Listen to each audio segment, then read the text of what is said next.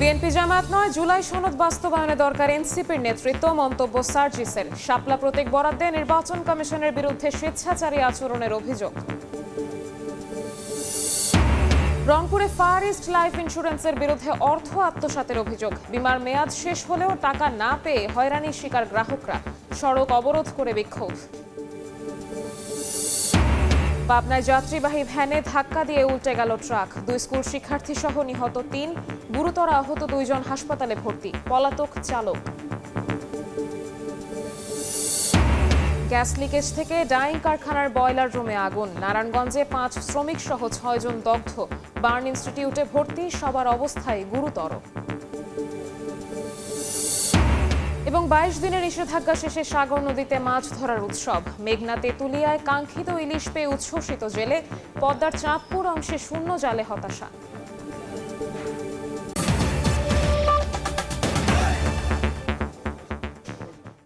বাংলার সময়ের সঙ্গে আছি আমি শবনব নিবিড়।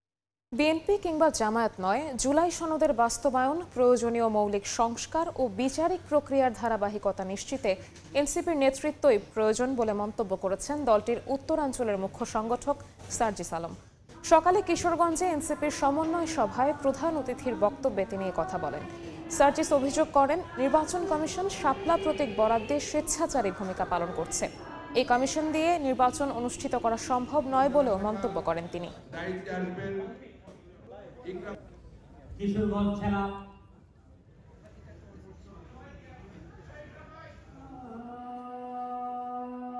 বিএনপি এবং জামায়াত এককভাবে বাংলাদেশের নেতৃত্ব দিতে পারবে না।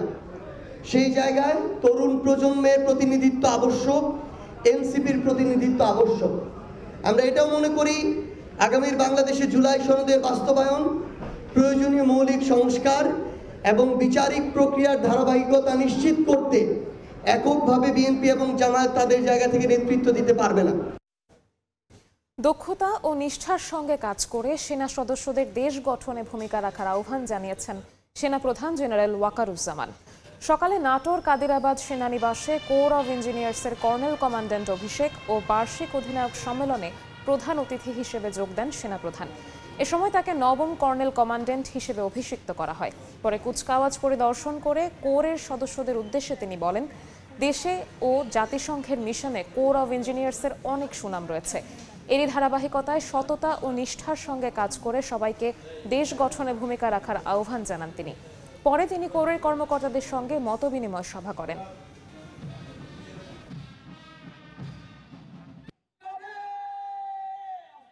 কর্নেল কমান্ড্যান্ট হিসাবে আমি আশা করব এই কোর তাদের শৃঙ্খলা এবং কর্তব্যবোধের মাধ্যমে নিজেদেরকে সর্বদা সচেষ্ট, সর্বদা প্রতিষ্ঠিত রাখবে, সুন্দরভাবে প্রশিক্ষণ গ্রহণ করবে এবং এই কোরের যে মান মর্যাদা যেটা অর্জিত হয়েছে অতীতের সকলের শ্রমের ফলে সেই মান মর্যাদা সর্বদা সমুন্নত রাখবে। অর্থ আত্মসাতের অভিযোগ উঠেছে রংপুরে ফার ইস্ট ইসলামী লাইফ ইন্স্যুরেন্সের বিরুদ্ধে। বীমার মেয়াদ শেষ হওয়ার পরও দীর্ঘদিন ঘুরে টাকা না পাওয়ায় হয়রানির শিকার ভুক্তভোগীরা। এরই মধ্যে অফিসের সব মালামাল বিক্রি করে সটকে পড়ার সময় কর্মকর্তাদের আটকের পর সড়ক অবরোধ করে আন্দোলন করেছেন গ্রাহকরা। তারিকুল ইসলামের ক্যামেরায় আব্দুর রশিদ জীবনের রিপোর্ট। তিলে তিলে জমানো কষ্টার্জিত টাকা দীর্ঘদিনেও ফেরত না পাওয়ায় রংপুরে এভাবেই ফার ইস্ট ইসলামী লাইফ ইন্স্যুরেন্স কোম্পানির কর্মকর্তাদের অবরুদ্ধ করে রাখে গ্রাহকরা। ভুক্তভোগীদের অভিযোগ, 5 থেকে 6 বছর আগে বীমার মেয়াদ শেষ হওয়ার পরও গ্রাহকদের টাকা দিচ্ছে না প্রতিষ্ঠানটি। উপরন্তু শনিবার গভীর রাতে অফিসের সকল মালামাল বিক্রি করে সটকে পড়ার সময় কর্মকর্তাদের আটক করেন স্থানীয় গ্রাহকরা।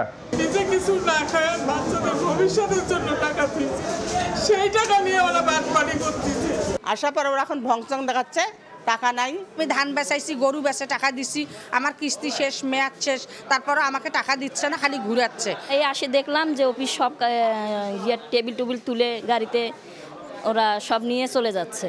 খবর ছড়িয়ে পড়লে রোববার সকাল থেকে আশেপাশের উপজেলা থেকেও আসতে শুরু করেন গ্রাহকরা। পরে অফিসের সামনে সড়ক অবরোধ করে আন্দোলন করেন তারা। দাবি, চোরকির মতো ঘুরেও মিলছে না বীমার টাকা। কয় বলে তোমরা ব্যাংক চেক করো, অ্যাকাউন্ট খোলো, অ্যাকাউন্ট খুলতে 2000 টাকা দিয়ে এলা ঘুরি, কয় আর 10,000 টাকাই দেবো, তোমাকে দেরি করে দেবো।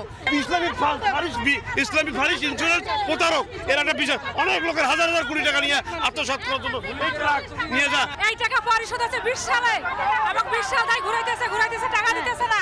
তবে প্রতিষ্ঠানটির স্থানীয় কর্মকর্তাদের দায় সারা জবাব, কোনোভাবেই টাকা দিতে পারবে না কোম্পানি। না, আমি দিতে পারবো না। আমি আটকে রাখলে আমার বাড়ি ফেলে কিছু করতে পারবো না। আমার ক্ষমতা নাই ওখানে, এক টাকাও আমার দেওয়ার ক্ষমতা নেই। টাকা কোম্পানিতে জমা হয়, কোম্পানিতে চলে যায়। হ্যাঁ, এখানে আমার করণীয় কিছু নেই। প্রতিষ্ঠানটির তথ্য বলছে শুধু রংপুর বিভাগের 4 জেলাতেই 19,000 গ্রাহকের পাওনা প্রায় 200 কোটি টাকা। আব্দুর রশিদ জীবন, সময় সংবাদ, রংপুর। নারায়ণগঞ্জের বিসিক শিল্প এলাকায় 2টি কারখানায় গ্যাসের লিকেজ থেকে আগুনে 5 শ্রমিক সহ 6 জন দগ্ধ হয়েছেন। গুরুতর অবস্থায় তাদের রাজধানীর জাতীয় বার্ন ও প্লাস্টিক সার্জারি ইনস্টিটিউটে ভর্তি করা হয়েছে। দগ্ধদের অবস্থা আশঙ্কাজনক বলে জানিয়েছেন চিকিৎসকরা। রোববার সকালে নারায়ণগঞ্জের ফতুল্লার MS dyeing printing and finishing এবং ফেয়ার অ্যাপারেলস লিমিটেড নামে 2টি শিল্প কারখানায় গ্যাস লাইন চালু রেখেই RMS রুম সম্প্রসারণের কাজ চলছিল। এ সময় গ্রাইন্ডিং মেশিন দিয়ে ঝালাইয়ের কাজ করার সময় হঠাৎ বিস্ফোরণ হয়, মুহূর্তেই ছড়িয়ে পড়ে আগুন। খবর পেয়ে ফায়ার সার্ভিসে একটি ইউনিট ঘটনাস্থলে পৌঁছে, কিন্তু তার আগেই আগুন নিভিয়ে ফেলেন শ্রমিকরা। পরে দগ্ধ শ্রমিক ও এক নিরাপত্তা কর্মীকে উদ্ধার করে পাঠানো হয় রাজধানীর জাতীয় বার্ন ও প্লাস্টিক সার্জারি ইনস্টিটিউটে। অফ না করে ঠিক করবো করতে হঠাৎ করে এটার ভিতরে বিকট শব্দ হইতেছে, যে ধোঁয়া বাইরে যায়।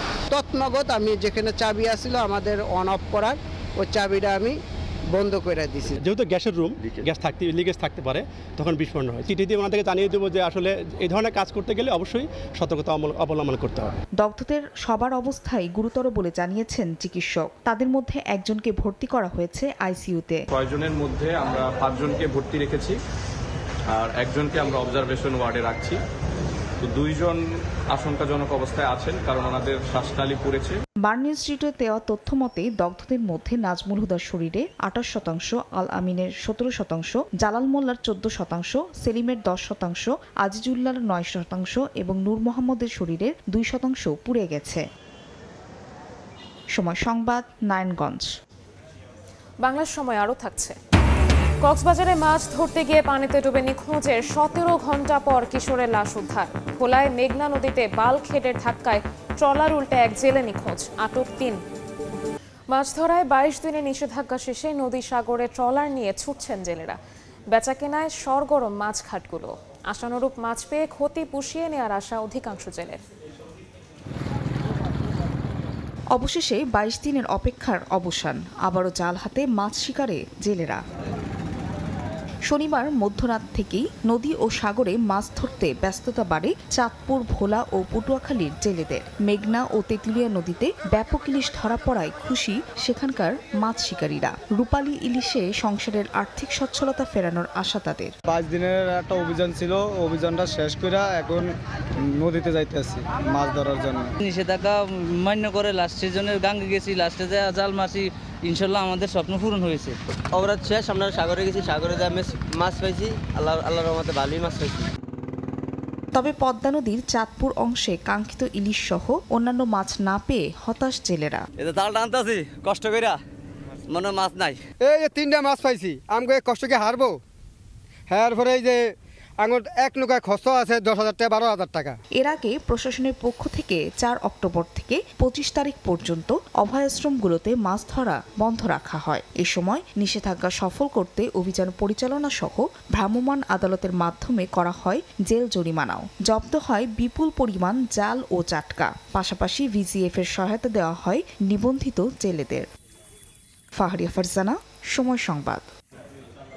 অর্থনৈতিকভাবে মৎস্য সম্পদ বাংলাদেশে এত গুরুত্বপূর্ণ হওয়ার পরেও ল্যান্ডিং স্টেশন ও প্রসেস সেন্টারগুলোর অবকাঠামো খুব খারাপ অবস্থায় রয়েছে মন্তব্য করেছেন মৎস্য ও প্রাণী সম্পদ উপদেষ্টা ফরিদা আক্তার। দুপুরে রাঙামাটির মৎস্য বিপণন কেন্দ্র পরিদর্শন শেষে একথা বলেন তিনি। মৎস্য সম্পদ বাংলাদেশের অর্থনৈতিকভাবে এত গুরুত্বপূর্ণ হওয়া সত্ত্বেও এটার যে স্থাপনাগুলো, বিশেষ করে ল্যান্ডিং স্টেশন, এই যে পুরো প্রসেস করে যেটাতে ঢাকায় আমরা যে মাছগুলো পাচ্ছি, সেটা যেখান থেকে আসে সেগুলোর অবস্থা খুবই খারাপ। ইনভেস্টমেন্ট না বাড়ালে এটা ভালো করার কোনো স্কোপ নাই। কিন্তু এটার উন্নত করলে আমাদের দেশে মৎস্য সম্পদের যে কার্যক্রম ওগুলি অনেক বেড়ে যাবে। শোনা কথা নিয়ে মন্তব্য করা আমাদের জন্য ঠিক না। বরিশালে তরুণীকে ধর্ষণ মামলার 4 আসামিকে মৃত্যুদণ্ডাদেশ দিয়েছেন আদালত। দুপুরে জেলার নারী ও শিশু নির্যাতন দমন ট্রাইব্যুনালের বিচারক মোহাম্মদ রকিবুল ইসলামের রায় দেন। মামলার বিবরণে জানা যায় 2016 সালের 10 নভেম্বর অটোরিকশায় করে শেরেবাংলা মেডিকেলে যাচ্ছিলেন এক তরুণী। চালক তাকে মেডিকেলে না নিয়ে একটি জঙ্গলে নিয়ে যায়। রাসেল গাজী, রাজীব জমাদ্দার, জাহিদ হাওলাদার ও খোকন খান নামে 4 জন মেয়েটিকে সংঘবদ্ধ ধর্ষণ করে। পরে নির্যাতিতাকে উদ্ধার করে হাসপাতালে ভর্তি করেন স্বজনরা। এ ঘটনায় ভুক্তভোগী বাদী হয়ে 4 জনকে আসামি করে কোতোয়ালি থানায় মামলা করেন। 4 জনকে অভিযুক্ত করে আদালতে চার্জশিট জমা দেন মামলার তদন্তকারী কর্মকর্তা। দীর্ঘ বিচারিক প্রক্রিয়া শেষে 4 আসামিকে মৃত্যুদণ্ডাদেশ দেন আদালত। একই সঙ্গে প্রত্যেক আসামিকে 1 লাখ টাকা করে জরিমানা করা হয়। নড়াইলে ধর্ষণ চেষ্টার অভিযোগে বিদ্যালয়ের প্রধান শিক্ষককে বরখাস্ত করেছে জেলা শিক্ষা অফিস। ভুক্তভোগী সহপাঠীরা জানায়, মাগুরা কালুখালী সরকারি প্রাথমিক বিদ্যালয়ে স্কুল ছুটির পর 4 শিক্ষার্থীকে প্রাইভেট পড়াচ্ছিলেন বিদ্যালয়টির ভারপ্রাপ্ত প্রধান শিক্ষক মোহাম্মদ তরিকুল ইসলাম। এ সময় 3 জন বাহিরে গেলে এক শিক্ষার্থীকে ধর্ষণের চেষ্টা করে ওই শিক্ষক। পরে তার বিরুদ্ধে সদর থানায় ধর্ষণ চেষ্টার মামলা করেন ভুক্তভোগীর পরিবার। তবে এখন পর্যন্ত সেই শিক্ষককে গ্রেফতার করতে পারেনি পুলিশ।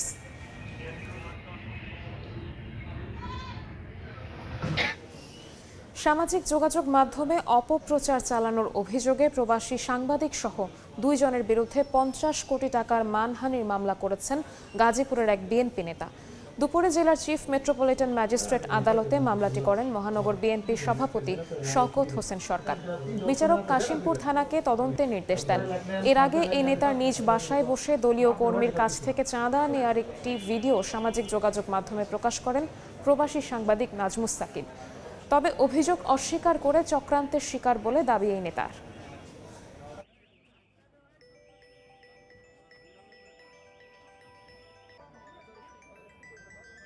রাজনৈতিকভাবে আমাকে ছোট করার জন্য কোনো একটি মহল বা কোনো চক্রান্তের ভিত্তিতে যে আমি চাঁদা নিয়েছি প্রশ্নই ওঠে না। গাড়ি ক্রয় করেছে তার সমস্ত কাগজপত্র এভিডেন্স আমি কোর্টে জমা দিয়েছি এবং আমার যে মানহানি হয়েছে সেই জন্য আমি কোর্টের দ্বারস্থ হয়েছি।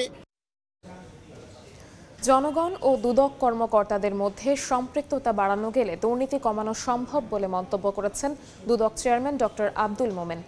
যশোর অনুষ্ঠিত গণশুনানিতে একথা বলেন তিনি। এর আগে 37টি দফতরের 75টি অভিযোগের শুনানি গ্রহণ করা হয়। কিছু বিষয় অগ্রাধিকার ভিত্তিতে পদক্ষেপ গ্রহণ ও কিছু বিষয়ে তদন্তের নির্দেশ দেন দুদক চেয়ারম্যান। গণশুনানিতে জেলা পরিষদের সহকারী আলমগীর হোসেনের দুর্নীতির অভিযোগ প্রমাণিত হওয়ায় তাকে বদলির আদেশ দেয় দুদক। বাংলাদেশ থেকে দুর্নীতি একেবারে শেষ করে দিতে পারবে, নির্মূল করতে পারবে। আমি যদি এখন এই প্রত্যাশা করি, এটা একটু বেশি প্রত্যাশা করা হবে। তবে এটা তো স্বীকার করতে হবে যে চাইলে দুর্নীতি কমানো সম্ভব। দুর্নীতি দমন কমিশনের বিরুদ্ধে যদি কোনো অভিযোগ থাকে, অনুগ্রহ করে স্বনামেই হোক আর বেনামেই হোক এটা কিন্তু দাখিল করবেন। আমরা কিন্তু জনগণকে কর্মকর্তাদের মুখোমুখি করে দিচ্ছি না, আমরা করে দিচ্ছি সম্পৃক্ত। প্রয়াত চিত্রনায়ক সালমান শাহ হত্যাকাণ্ডের সঙ্গে জড়িতরা যাতে কোনোভাবেই দেশ ত্যাগ করতে না পারে এজন্য দিনাজপুরের হিলি ইমিগ্রেশন চেকপোস্টে বাড়তি সতর্কতা জারি করা হয়েছে। হিলি ইমিগ্রেশন চেকপোস্টের ভারপ্রাপ্ত কর্মকর্তা আরিফুল ইসলাম জানান, ঊর্ধ্বতন কর্তৃপক্ষের নির্দেশে সকাল থেকে চেকপোস্টে এই সতর্কাবস্থা জারি করা হয়। এ পথ দিয়ে চলাচলরত যাত্রীদের ছবি, হত্যা মামলায় জড়িতদের তালিকা ও ছবির সঙ্গে মিলিয়ে দেখা হচ্ছে। পাসপোর্ট যাত্রীদের পরিচয় নিশ্চিত হওয়ার পরেই গমনাগমনের অনুমতি দেওয়া হচ্ছে। মেহেরপুরের মুজিবনগর সীমান্ত দিয়ে নারী শিশুসহ 29 বাংলাদেশিকে বিজিবির কাছে হস্তান্তর করেছে বিএসএফ। শনিবার সন্ধ্যায় 6 বিজিবি ব্যাটালিয়ন ও ভারতের 161 বিএসএফ ব্যাটালিয়নের কোম্পানি কমান্ডারের মধ্যে সীমান্তের 105 নম্বর পিলারের কাছে শূন্য রেখায় আনুষ্ঠানিক পতাকা বৈঠক অনুষ্ঠিত হয়। এ সময় অবৈধভাবে ভারতে প্রবেশ করা 11 জন পুরুষ, 17 নারী ও 1 শিশুকে আনুষ্ঠানিকভাবে বিজিবির কাছে হস্তান্তর করা হয়। পরে তাদেরকে মুজিবনগর থানায় সোপর্দ করা হয়। বাংলার সময় আরও থাকছে। প্রাণঘাতী ডাক, প্লেগ রোগ প্রতিরোধে 2টি নতুন ভ্যাকসিন উদ্ভাবন, পরীক্ষামূলক প্রয়োগে বাংলাদেশ কৃষি বিশ্ববিদ্যালয় গবেষকদের সফলতা, সুরক্ষা দেবে খামারিদের। কক্সবাজারে 17 ঘন্টা পর উদ্ধার হলো বাবার সঙ্গে মাছ ধরতে গিয়ে নিখোঁজ কিশোরের মরদেহ। সকালে উখিয়ার রেজুখালে মরদেহ ভেসে উঠলে ফায়ার সার্ভিসের সদস্যরা উদ্ধার করে। এর আগে শনিবার বিকেলে ওই খালের পানিতে আব্দুল হালিমের সঙ্গে মাছ ধরতে যায় 14 বছরের ফরহাদ। হঠাৎ নৌকা থেকে পড়ে গিয়ে স্রোতে ভেসে যায় সে। খবর পেয়ে উখিয়া ফায়ার সার্ভিসের সদস্যরা ঘটনাস্থলে গিয়ে উদ্ধার অভিযান চালায়। নিহত ফরহাদ উখিয়ার সোনারপাড়া এলাকার বাসিন্দা ছিল। ভোলায় মেঘনা নদীতে বালখেডের ধাক্কায় উল্টে গেছে একটি ট্রলার। এতে নিখোঁজ হয়েছেন এক জেলে। এ ঘটনায় 3 জনকে আটক করা হয়েছে। জব্দ করা হয়েছে বালখেড। শনিবার রাতে সদরের ইলিশা লঞ্চঘাট সংলগ্ন মেঘনা নদীতে এ দুর্ঘটনা ঘটে। নৌপুলিশ জানায়, নিষেধাজ্ঞা শেষে নদীতে মাছ ধরতে নদীতে যাচ্ছিল 11 জেলে। এ সময় এমভি ঝর্ণা নামের বালখেডটি ট্রলারকে ধাক্কা দেয়। এতে উল্টে যায় ট্রলারটি। সেখানে থাকা 10 জেলে সাঁতরে আশ্রয় নেয় বালখেডে। তবে নিখোঁজ হয় আবুল হোসেন নামে এক জেলে। তার বাড়ি বরিশালের মেহেন্দিগঞ্জে উলানিয়া গ্রামে। বান্দরবানে আগুনে পুড়ে গেল 13টি দোকান, তবে কোনো হতাহতের ঘটনা ঘটেনি। শনিবার রাতে থানচির বলিবাজারে চুলার উপর লাকড়ি শুকাতে দেন এক চা দোকানি। সেখান থেকে হঠাৎই আগুন লেগে আশপাশের দোকানেও ছড়িয়ে পড়ে। খবর পেয়ে ফায়ার সার্ভিসের একটি ইউনিট ঘটনাস্থলে গিয়ে আগুন নিয়ন্ত্রণে আনে, কিন্তু তার আগেই অন্তত 13টি দোকান পুড়ে ছাই হয়।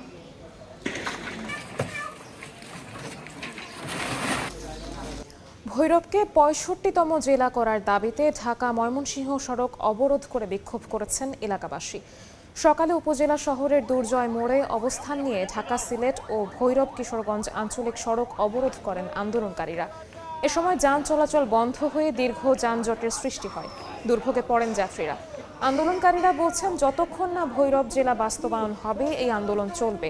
পরে 2 ঘন্টা পর সড়ক থেকে অবরোধকারীরা সরে গেলে যান চলাচল স্বাভাবিক হয়। যশোরে 8টি স্বর্ণের বার ও একটি আংটি সহ একজনকে আটক করা হয়েছে। বিজিবি জানায়, সকালে শহরের মুরলি মোড় এলাকায় অভিযান চালিয়ে অলিউল্লাহকে আটক করা হয়।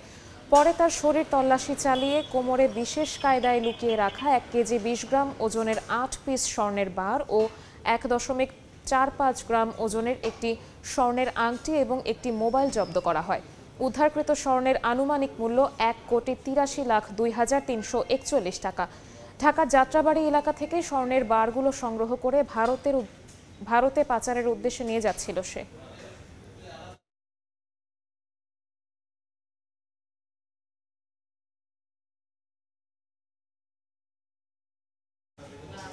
ফরিদপুরে ছিনতাইয়ের চেষ্টাকালে 5 নারীকে আটক করেছে পুলিশ। সকালে ফরিদপুর চর ভদ্রাসন আঞ্চলিক সড়কের গাজীটেক ইউনিয়নের শিলডাঙ্গি এলাকায় এ ঘটনা ঘটে। স্থানীয়রা জানান, একটি ইজি বাইকে চর ভদ্রাসন থেকে রিশাদ বেগম নামের এক নারী ফরিদপুর শহরে আসছিলেন। পথিমধ্যে মৌলভীর চর এলাকা থেকে ওই ইজি বাইকে আরও 5 নারী যাত্রী বেসে ওঠেন। কিছুদূর এগোতেই রিশাদ বেগমের গলা থেকে স্বর্ণের চেইন নেয়ার চেষ্টা করে ওই 5 নারী যাত্রী। এ সময় তার চিৎকারে আশপাশের লোকজন এগিয়ে এসে তাদের আটক করে পুলিশের কাছে সোপর্দ করেন।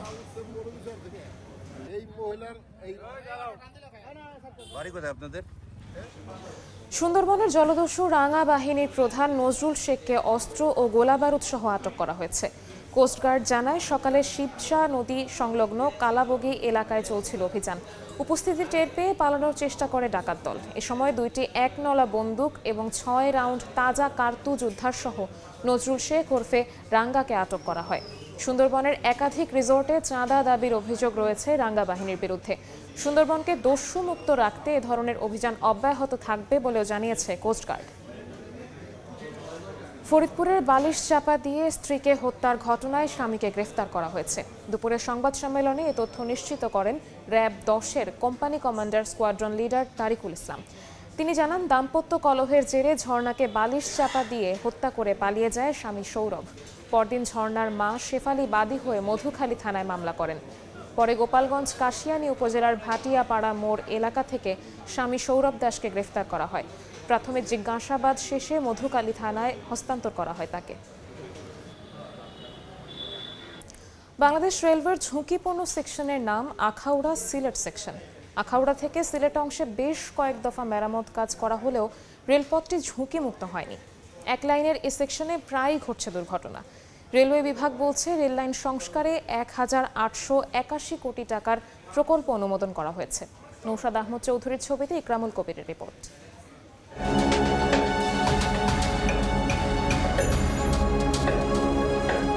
সিলেটের মোগলা বাজার স্টেশনে চট্টগ্রাম থেকে আসা আন্তনগর ট্রেন উদয়ন এক্সপ্রেসের যাত্রীরা অল্পের জন্য বড় ধরনের দুর্ঘটনা থেকে রক্ষা পায়। এ পথে এমন দুর্ঘটনা নতুন কোনো ঘটনা নয়। আখাউড়া সিলেট রেলপথ অংশটি আখাউড়া, কুলাউড়া, শাহবাজপুর ভারতের মহিষাদন রেলপথের অংশ হিসাবে 1896 সালে নির্মাণ হয়। আর কুলাউড়া সিলেট রেলপথটি 1915 সালে প্রথম বিশ্বযুদ্ধকালে ব্রিটিশ সরকারের অধীনে আসাম বেঙ্গল রেলওয়ে নির্মাণ করে। সড়ক পথে ঝামেলার কারণে রেলপথ চালুর পর থেকে ভ্রমণের জন্য ট্রেনকে বেছে নেন যাত্রীরা। 7 বছরে 13টি ট্রেন দুর্ঘটনায় প্রশ্নের মুখে এ রেলপথ। বাসে যে রাস্তায় রাস্তায় জাম্প হয়, ট্রেনে জামটা হয় না। বাসে যদি যাই তাহলে সেক্ষেত্রে ব্রাহ্মণবাড়িয়া বা বিশ্ব রোডের ওই জায়গাতে বেশি জ্যাম পড়ে থাকে। ছোটবেলা থেকে ট্রেন বেটার মনে করি আর কি। ট্রেনের জার্নি অনেক নিরাপদ, অনেক আরাম। চলতি মাসের প্রথম সপ্তাহে এই জায়গায় উদয়ন এক্সপ্রেস লাইনচ্যুত হলে শত শত যাত্রী বড় ধরনের দুর্ঘটনার হাত থেকে রক্ষা পায়। সিলেট আখাউড়া রেলপথের দৈর্ঘ্য 177 কিলোমিটার। জরাজীর্ণ হয়ে পড়া এ সেকশনে রয়েছে 13টি ঝুঁকিপূর্ণ সেতু। রেলওয়ের ভাষায় যা ডেড স্পট। এছাড়া ট্রেন লাইনও রয়েছে ত্রুটি। একটি লাইন থাকায় দুর্ঘটনায় রেলপথ বন্ধ হয়ে যায়। 2 লাইন নির্মাণে এলাকাবাসী দীর্ঘদিন ধরে দাবি করলেও আপাতত শুধু লাইন সংস্কারের উদ্যোগ নেওয়া হয়েছে বলে জানান সংশ্লিষ্টরা। তবে সংস্কার হচ্ছে না কোনো সেতু। 4টি বগি রেল লাইন থেকে ছিটকে পড়ে, এটা থেকে অন্তত শিক্ষা নিয়ে আমি মনে করি দ্রুত গতিতে সংস্কার প্রয়োজন। আমরা তো এখন এই যে টেন্ডার প্রসেসে যাওয়ার জন্য আমরা ডকুমেন্টেশন করছি আর কি। যে জায়গাগুলো বেশি খারাপ এগুলো আমরা টোটাল পুনর্বাসন করব। রেল স্লিপার থেকে ধরে আনুষঙ্গিক এগুলো আমরা রিনিউয়াল করব। ডাবল লাইনের কাজটা এখন আমাদের প্রক্রিয়াধীন, ওইটা এখনো মন্ত্রণালয় পাস হয় নাই। পাস হলে হয়তো আমাদের ট্রেনের সময় বাঁচবে, কোচিংয়ের সময় বাঁচবে, নতুন লাইন হলে দুর্ঘটনা থেকে আমরা বাঁচতে পারবো। আখাউড়া সিলেট রেলপথে ছোট বড় 250টির বেশি সেতু কালভার্ট রয়েছে। 3 ফুট থেকে 300 ফুট দীর্ঘ এই সেতুগুলো ব্রিটিশ আমলে নির্মিত। ইকরামুল কবির, সময় সংবাদ, সিলেট। প্রাণঘাতী ডাক প্লেগ রোগে প্রতি বছর ক্ষতির মুখে পড়েন দেশের হাঁস খামারিরা। তবে এবার আশার খবর, এই রোগ প্রতিরোধে 2টি নতুন ভ্যাকসিন উদ্ভাবন করেছেন বাংলাদেশ কৃষি বিশ্ববিদ্যালয়ের একদল গবেষক। তাদের দাবি, ভ্যাকসিন প্রয়োগে হাঁসের মৃত্যুহার উল্লেখযোগ্যভাবে কমবে। লাভবান হবেন প্রান্তিক খামারিরা। ওবায়দুল হকের রিপোর্ট, ছবি তুলেছেন হোসেন আলী। দেশের হাওর বাওর কিংবা গ্রামীণ জনপদ সব জায়গাতেই হাঁস পালন গ্রামীণ অর্থনীতির এক গুরুত্বপূর্ণ খাত। অল্প খরচে বেশি লাভের আশায় দিন দিন বাড়ছে হাঁস খামারের সংখ্যা। তবে প্রতি বছর ডাক প্লেগ ভাইরাসে হাজার হাজার হাঁস মারা যাওয়ায় বড় ক্ষতির মুখে পড়েন প্রান্তিক খামারিরা। এই সংকট মোকাবিলায় এগিয়ে এসেছে ময়মনসিংহের বাংলাদেশ কৃষি বিশ্ববিদ্যালয়ের ভেটেরিনারি অনুষদ। সেখানে একদল গবেষক উদ্ভাবন করেছেন হাঁসের প্লেগ রোগ প্রতিরোধে 2টি কার্যকর ভ্যাকসিন। একটি ইনঅ্যাক্টিভেটেড, অন্যটি লাইভ এটেনিউয়েটেড ভ্যাকসিন। পরীক্ষামূলক প্রয়োগে মিলেছে আশাব্যঞ্জক ফল। ভ্যাকসিন দুটি স্বল্প মেয়াদে এবং দীর্ঘমেয়াদে হাঁস লালন পালনে সুরক্ষা দেবে খামারিদের। ভাইরাসের কার্যকারিতা কমানোর জন্য মুরগির ডিমে এটা আমরা প্যাসেজ দিয়েছি, গবেষণার মাধ্যমে লিখেছি এবং আমরা ট্রায়াল দিচ্ছি, দেখতেছি যে এটা কার্যকারিতা কতদূর। স্যাম্পল থেকে ডাক প্লেগ ভাইরাসটা পজিটিভ পেয়ে সেটা থেকে আমরা ভ্যাকসিন তৈরি করছি। অনেক ভালো এফিকেসি পেয়েছি। গবেষকদের দাবি, ভ্যাকসিন প্রয়োগে 88% হাঁস রোগমুক্ত ছিল, আর ভ্যাকসিন না পাওয়া হাঁসের 97%ই মারা গেছে।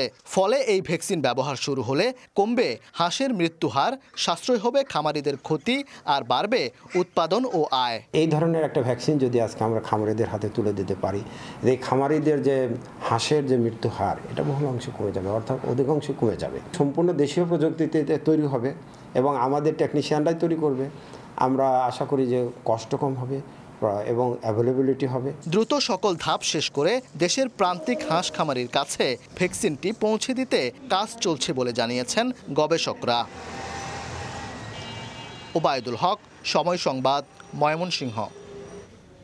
বাংলার সময়ের শীর্ষ সংবাদগুলো জানিয়ে দিচ্ছি আরও একবার।